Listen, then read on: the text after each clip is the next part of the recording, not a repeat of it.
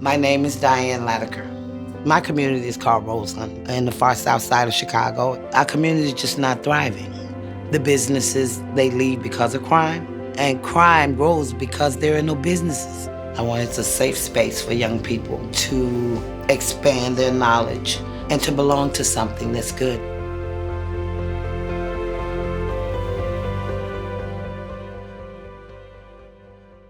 Aisha, my youngest daughter, she was 13 years old, and I found out that the gangs were recruiting the boys and they were failing in school. One day, I just let them into my house. That blossomed into Kids Off the Block. Kids Off the Block's mission is to provide at-risk, low-income youth positive alternatives to gangs, violence, drugs, truancy, and the juvenile justice system. We started a mentoring program.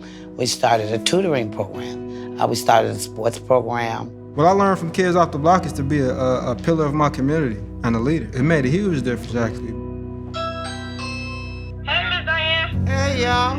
Come on in here. I heard about Ring 6 years ago.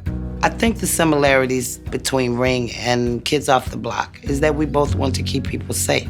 The community wants to be better.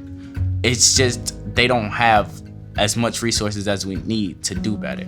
Ring made a donation to Kids Off the Block. That's going to help with our technology center. We'll be able to serve 250 to 300 students per year.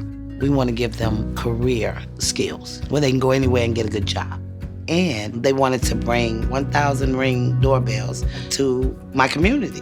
What they did was they gave a sense of security to 1,000 residents. Our mission here at Ring is to make neighborhoods safer. It's really important to us to listen and to learn from community leaders like Diane, who really understands how best to serve the community in which she lives. And we have a shared desire to make communities better together. This Ring doorbell has been fantastic. If somebody has passed by my house, I can see who it is. I love it. Back in my day, we had the Neighborhood Watch. The Neighbors app brings that sense of community back. I hope the donation of the doorbells will give everyone a sense that there's people who just care.